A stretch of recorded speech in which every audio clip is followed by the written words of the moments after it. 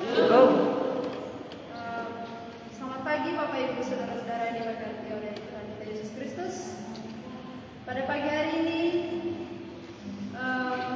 dengan kenyataan hidup, banyak sekali orang-orang yang melupakan Tuhan, yang tidak melibatkan Tuhan di dalam sebuah perencanaan. Entah itu ketika masalah-masalah ekonomi, masalah-masalah ketika melanjutkan perkuliahan sekolah anak-anak kita, perkuliahan anak-anak kita dan lain sebagainya. Terkadang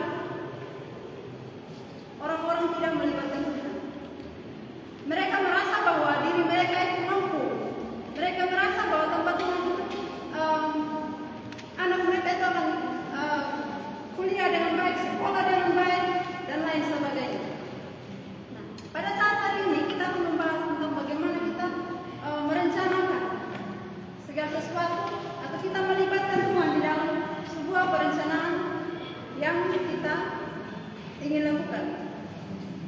Mari kita buka sama-sama kebenaran firman Tuhan di dalam Yakobus 4 pasal Yakobus 4 ayat yang ke-14 sampai pada ayat yang ke-16.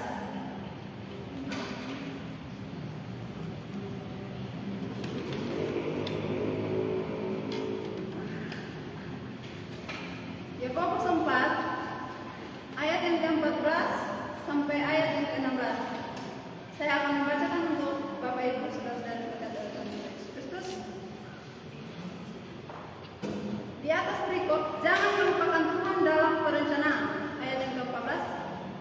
Sedang kamu tidak tahu apa yang terjadi besok. Apakah arti hidupmu? Hidupmu itu sama seperti uap yang sebentar saja kelihatan lalu lenyap. Sebenarnya kamu harus berkata, jika Tuhan menghendakinya, kami akan hidup dan berbuat ini dan itu. Tetapi sekarang kamu memegahkan diri dan congkakmu, dan semua kemegahan dan demikian adalah salah. Sekali lagi saya akan bacakan. Sedangkan kamu tidak tahu apa yang akan terjadi besok. Apakah arti hidupmu? Hidupmu itu sama seperti uap yang sebentar saja kelihatan lalu lenyap. Sebenarnya kamu harus berkata, jika Tuhan menghendakinya, kami akan hidup dan berbuat ini dan itu. Tetapi sekarang kamu memegahkan diri dalam congkakmu, dan semua kemegahan yang demikian adalah salah. Berbahagialah setiap kita yang mendengarkan, merenungkan, bahkan lebih berbahagia lagi kita yang mau melakukan kebenaran firman Tuhan. Setiap manusia pasti memiliki perencanaan dalam kehidupannya. Sebelum melakukan sesuatu kegiatan atau sebelum dia melakukan apa yang dia ingin capai, pasti yang setiap manusia itu memiliki perencanaan. Contohnya, ketika kita bersekolah, pastinya kita akan merencanakan bagaimana berapa biaya kuliahnya dan lain sebagainya, berapa biaya sekolahnya dan lain sebagainya. Kita akan merencanakan itu sejauh-jauh harinya. Bagaimana cara kita agar kita membayar uang sekolah anak-anak kita. Pasti kita sudah merencanakan. Oh, sekarang saya memang tidak ada uang. Saya akan menjual ini dan itu, hewan, babi dan lain sebagainya ya Bapak Ibu ya. Pasti kita akan merencanakannya. Agar anak saya sekolah, saya harus menjual babi. Biaya pendaftaran. Benar tidak? Iya. Tetapi apakah setiap kita ketika kita berada dalam sebuah pergumulan entah itu tentang anak-anak sekolah, ekonomi, dalam rumah tangga dan lain sebagainya kita melibatkan Tuhan? Apakah ketika kita berada dalam sebuah masalah, kepikiran tentang apa dan lain sebagainya, apakah kita masih melibatkan Tuhan?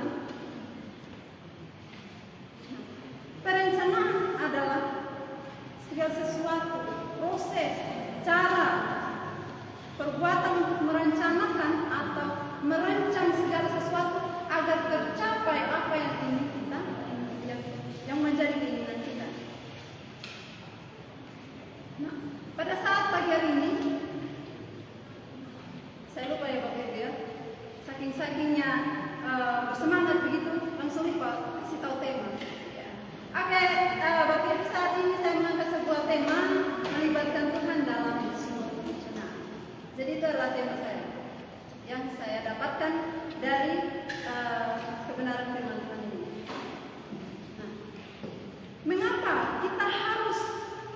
melibatkan Tuhan dalam perencanaan. Mengapa kita harus melibatkan Tuhan dalam perencanaan? Kenapa kita tidak bilang saja, oh saya mampu menyekolahkan anak saya, oh saya mampu melanjutkan anak saya ke tingkat jenjang apapun itu saya mampu. Dengan segala harta milik saya miliki itu, saya bisa untuk menyekolahkan anak saya. Tapi kenapa kita harus melibatkan Tuhan dalam sebuah perencanaan? Ini yang akan kita bahas pada saat pagi hari ini.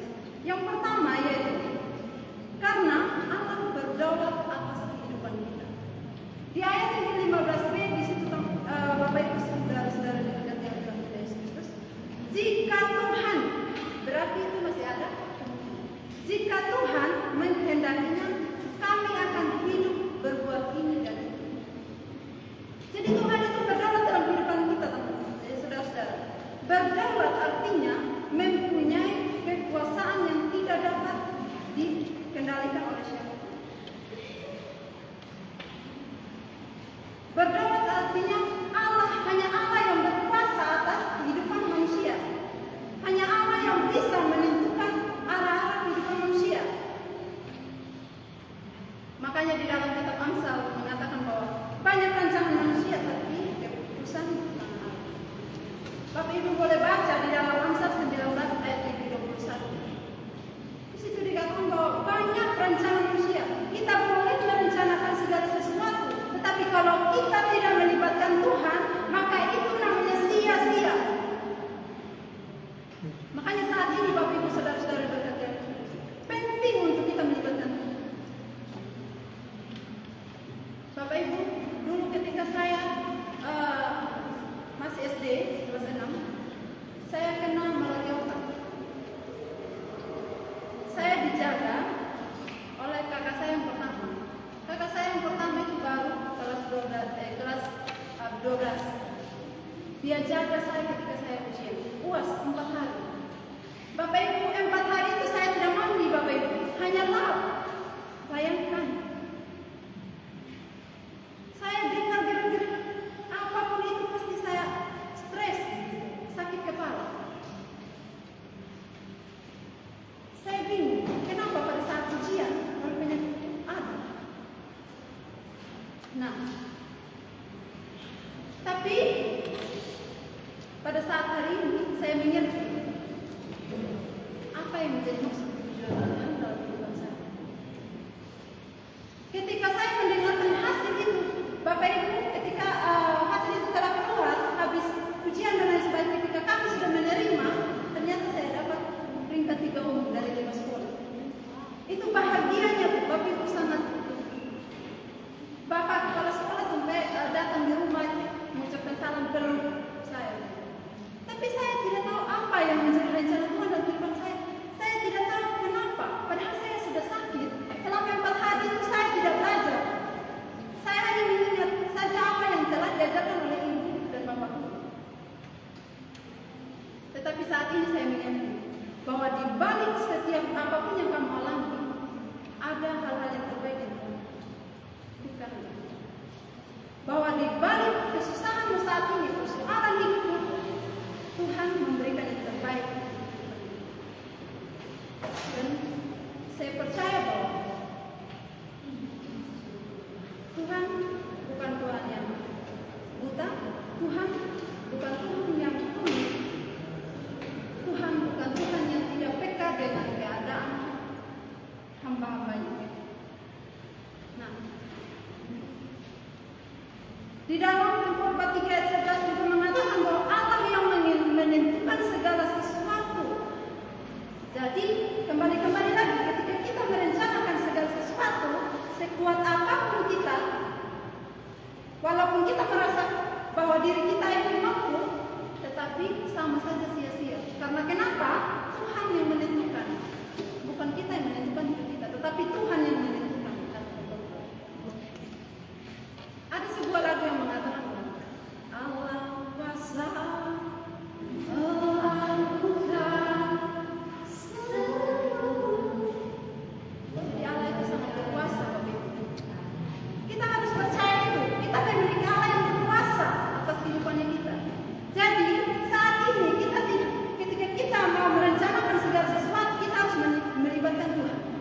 Tuhan yang berdaulat, yang berkuasa dalam kehidupan kita. Tuhan yang bisa menentukan mana yang terbaik untuk kita. Dan yang kedua yaitu, mengapa kita harus melibatkan Tuhan dalam sebuah perencanaan? Yang kedua yaitu, karena setiap manusia penuh dengan keterbatasan. Di ayat 14a mengatakan bahwa sedang kamu tidak tahu apa yang akan terjadi besok, apakah arti hidupmu? Jadi kita itu terbatas, Bapak Ibu. Kita adalah manusia yang terbatas. Kita tidak tahu apa yang terjadi besok. Kita tidak tahu apa yang terjadi ketika kita sudah kembali dari gereja. Kita tidak tahu apa yang terjadi ketika kita sudah kembali dari tempat ini sebentar, walaupun kita sudah meninggal. Kita tidak tahu. Jadi kita adalah manusia yang terbatas. Dan karena keterbatasan itulah kita harus melibatkan Tuhan. Lalu kita sudah mengetahui bahwa kita adalah manusia yang terbatas. Lalu apa yang harus kita lakukan?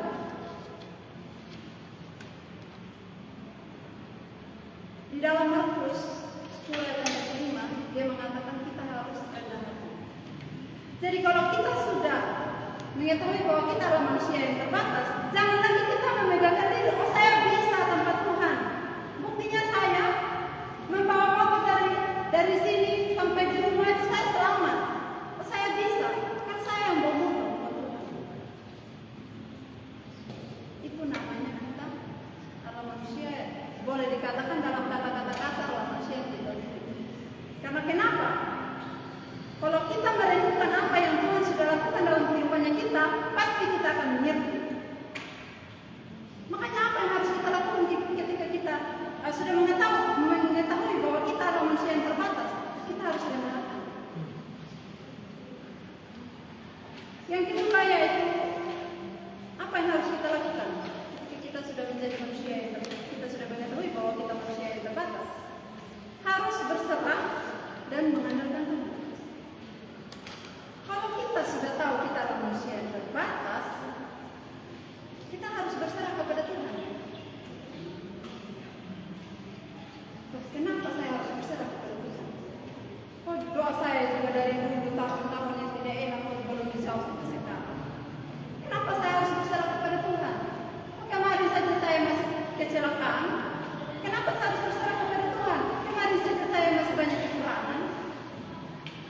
Kenapa Tuhan tidak langsung turun tangan memberikan apa yang menjadi kebutuhan saya? Kenapa Tuhan tidak turun tangan untuk mengangkat saya ketika saya jatuh? Kenapa Tuhan tidak merangkul saya ketika saya berada dalam sebuah kesedihan? Saudara-saudara, itu adalah pemikiran besar. Jadi kita harus berserah dan mengandalkan Tuhan. Karena di dalam Yeremia mengatakan bahwa diberkatilah orang yang mengandalkan Tuhan dan menaruh harapan kepada Tuhan. Jadi orang yang mengandalkan Tuhan dan menaruh harapannya kepada Tuhan, dia akan diberkati. Kalau kita tidak mengandalkan Tuhan, biarpun kita mau merencanakan segala sesuatu, kalau kita tidak melibatkan Tuhan, maka itu adalah sia-sia. Jadi mulai sekarang kita harus melibatkan Tuhan dalam segala sesuatu, melibatkan Tuhan dalam apapun yang kamu mau rencanakan. Karena ada sebuah lagu yang mengatakan tak terbatas kasih-Mu Tuhan, tak terbatas kasih-Mu Tuhan. Jadi kasih Tuhan itu terbatas dalam kehidupan kita. Kapanpun itu Tuhan akan mengasihi kita. Jadi marilah kita selalu mengandalkan Tuhan. Karena setiap kita memiliki keterbatasan, tapi kita mempunyai Tuhan, mempunyai Allah yang tidak terbatas. Manusia boleh terbatas, tapi Allah yang kita sembah adalah Allah yang tidak terbatas. Jadi apa yang kamu perlukan saat ini, apa yang menjadi persoalan hidupmu ini, serahkan semuanya kepada Tuhan. Dan jangan lupa satu lagi, Bapak Ibu Saudara-saudara, sebelum kita